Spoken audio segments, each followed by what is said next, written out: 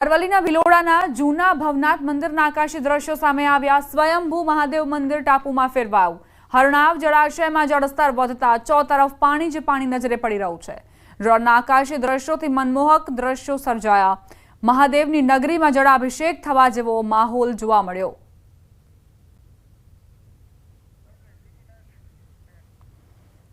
છોટાઉદેપુર જિલ્લામાં ઉપરવાસમાં ભારે વરસાદ પડતા અશ્વિન નદી બે કાંઠે વહેતી થઈ। નસવાડીના કુકાવટી ગામ પાસે આવેલ લો લેવલના કોઝવે ઉપર પાણી ફરી વળ્યા।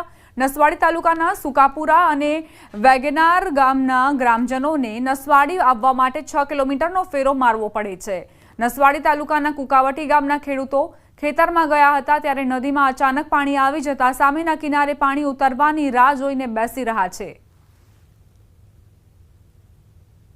આ બાજુ વાગ્યા વિલારી ફુકાપુરા એ બધાને બહુ તકલીફ પડે છે। પાણી ફૂલ આવે છે અને જવું હોય તો અમારે આ ખાલી કિલોમીટરના લીધે ઠેઠ 10-15 કિલોમીટર ફરવું પડે છે। અમારે શું માંગ છે તમારી? સાહેબ અહીંયા મોટો પુલ બને એવી અમારી માંગ છે। આ પરિસ્થિતિ કેટલા દિવસથી આવી? આ તો વર્ષોથી ચાલે જ છે। એ નીકળાય એવું નથી, પાણી વધતું જાય છે।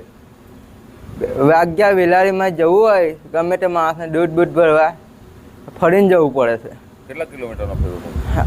15 કિલોમીટર થતું હશે વિલારી અહીંથી। અને પેલા લોકો ઘેરાઈ ગયા છે સામેના કિનારાના? સામે લોકો આફા લોકો બધા ઘેરા જ જશે।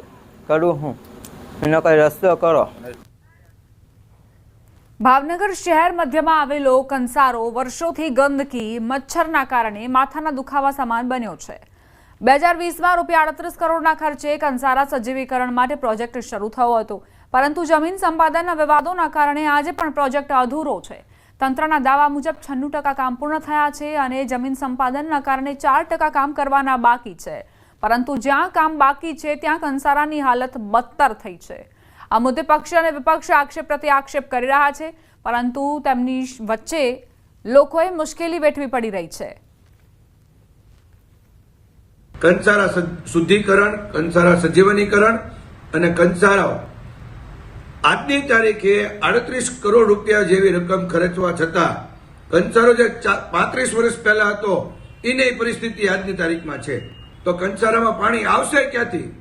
ગત સામાન્ય સભામાં ચર્ચા કરી, એમની પોલ ખોલી ગઈ છે, કોન્ટ્રાક્ટરોને ઘી કેળા કર્યા છે, ભાવનગરના શહેરીજનોના ટેક્સના પૈસાનો વેડફાટ અને અધિકારીના ખીચા ભરવા સિવાય કોઈ પણ ભાવનગરના શહેરીજનોને ફાયદો નથી।